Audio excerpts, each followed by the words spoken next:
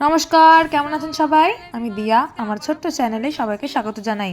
আজকে তোমাদের সঙ্গে শেয়ার করব যে নামযজ্ঞ কীর্তনে গিয়ে মৎস্য খেতে গিয়ে আমরা কি করেছি।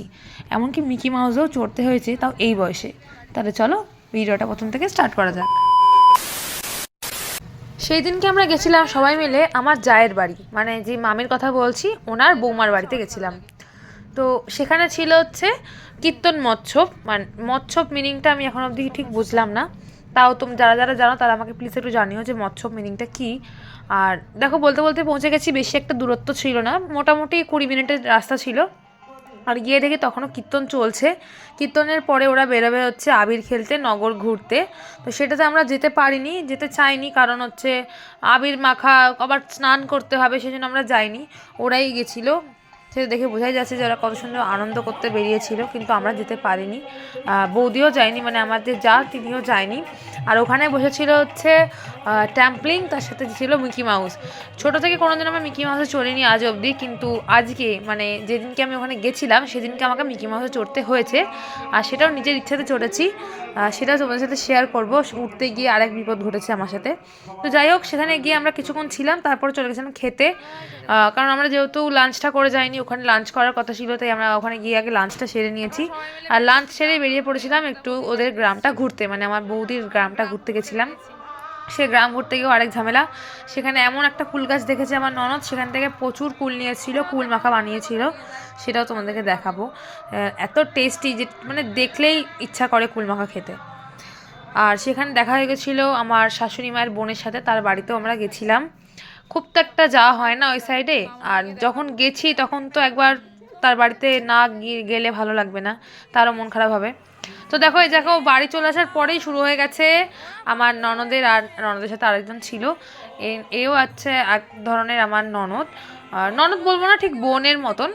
তো ও ছিল সাথে, আর আমার ননদের হচ্ছে ভালো বন্ধু হয়ে গেছে।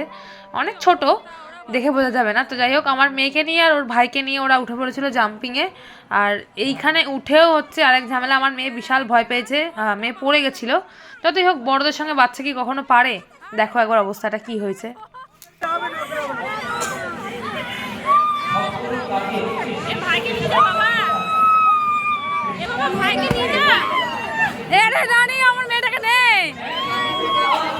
कौन है ये लोग? कहां से आते हैं ये बाबा की कोसेरा আরে আরে উল্টে যাবে রে, এই তাড়াতাড়ি করিস না।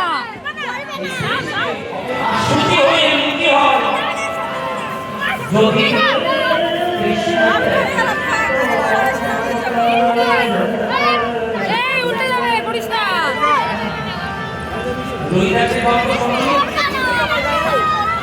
আসো আসো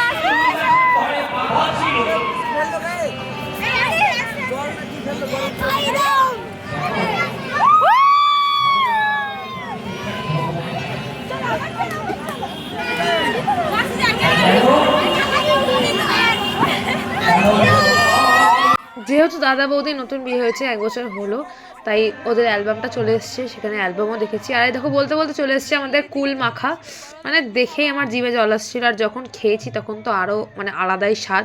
আর সেটা বানিয়েছে এই যে আমার রানী ভবানী, এইসব দিক থেকে খুব এক্সপার্টও। মানে এই ধরনের চাট মশালা খাবার খাওয়ার জন্য ও অলওয়েজ রেডি থাকে। আর তারপরে আমরা কিছুক্ষণ বসে আড্ডা মারছিলাম, সবার কথাবার্তা হচ্ছিল বড়দের সাথে।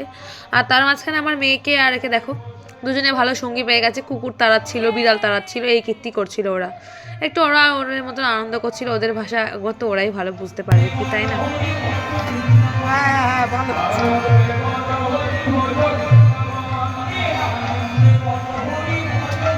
আর তারপরেই এখানে বৌমনির মা আমাদের জন্য এত কিছু খাবারের আয়োজন করেছিল। যেহেতু আগের বারে গেছিলাম কিছু না খেয়ে চলে এসেছিলাম, তাই এবারে 1 প্লেট চপের আইটেম করেছে, যাতে আমরা ঠিকভাবে খেতে পারি। শুধু আমরা না, বাচ্চাগুলো তার সাথে খাচ্ছিল।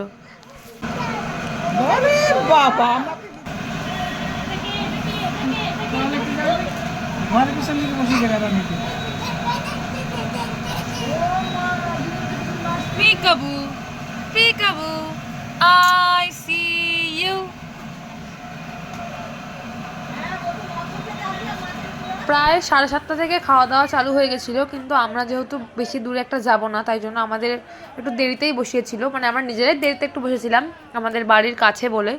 তো যতই কাছে হোক না কেন, বাড়িতে ফিরতে হবে, ঠান্ডা অন্ধকারের রাস্তা, তো সেই কারণে আমাদের খেতে খেতে একটু লেট হয়ে গেছিলো। প্রায় 10টা 10:30 বেজে গেছিলো। আর টোটো কাকু আসতে দেরি করেছিল, অনেকটাই লেট করে ফেলেছিল। বাড়ি ফিরতে ফিরতে প্রায় 11টা 11:30 বেজে গেছিলো। আর এনাকে দেখো, ইনি হচ্ছে আমার ভাসুর। ইনি বাচ্চাদের পেছনে এত লাগতে ভালোবাসে যে কি বলবো। সেম ভাবে ওখানে যাও, অঙ্কিতা এবার ওখানে গিয়ে আরেকটা ভিডিও করো। আর এই হচ্ছে আমাদের নারুগোপাল হরিপদ।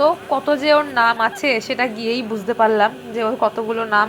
আর সত্যি খুব স্মার্ট বাচ্চা, যে কিনা অন্নপ্রাশনের মানে নিজের অন্নপ্রাশনের কথা এখনো অবধি মনে রেখেছে, তাও বয়স হয় মাত্র 3 বছর। এর সাথে কথা বলতে বলতে আমি তো জাস্ট পাগল হয়ে গেছিলাম। আর আমার মেয়ের কথা তো বাদই দাও, কারণ আমার মেয়ে কিছু খেতে পারে না, কিছু খেতে চায়ও না। কখন মা খাইয়ে দেবে, তাও যদি নিজের হাতে একটু ভাত খেত খুব ভালো হতো।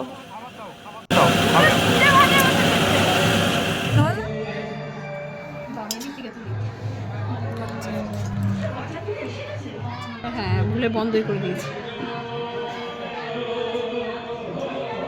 খাওয়া দাওয়া শেষ করে এই দুইজন বসে পড়েছিল রং করতে, আর আমি চুপচাপ বসেছিলাম, কারণ তখন টোটো কাকু এসে পৌঁছায়নি।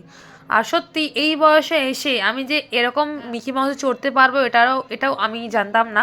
মানে এটা আমি ভাবতেও পারিনি, কল্পনাতেও আনতে পারিনি, কিন্তু সেটা আমাকে করতে হয়েছে। মানে খাওয়া দাওয়া শেষ করেও এরা মিকি মাউস ছাড়তে চাইছে না। এদেরকে দেখে ভাবলাম যে আমিও একবার চড়তে গিয়ে আর এক বিপদ। বলো। জীবনে প্রথমবার মিকি মাউসে উঠেছি, হ্যাঁ, কিন্তু এত মোটা হয়ে যাচ্ছি দিন দিন যে আমি ওপরে আর উঠতে পারছি না, তাও শাড়ি পরে কি অবস্থা। উল্টে পড়ুক তাহলে বুঝবে খেলা।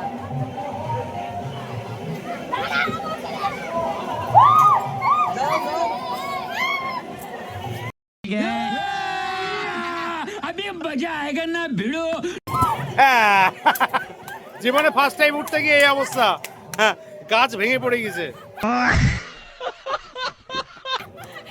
এই ভিডিওটা যারা দেখতে পাই, আমাকে পাঠাও, এটা কার ফোনে? তারপর যাই হোক, অনেক কবার ট্রাই করেছি, প্রায় 3বার 4বার ট্রাই করার পরে চড়তে পেরেছি, কারণ আমি জেনে নিয়েছিলাম যে আমি চড়ে ছাড়বো। তো এই যে দেখো তার ফল। তো তারপরে অনেকক্ষণ বাদে প্রায় 10:30 11টার দিকে টোটো কাকু আসার পরে এই যে আমরা বাই বাই করছি সবাইকে বাড়ি যাওয়ার জন্যে। তো বলো আজকের ব্লগটা কেমন লাগলো তোমাদের? আজকের মতন এইটুকু, দেখা হচ্ছে নেক্সট ভিডিওতে। Bye bye.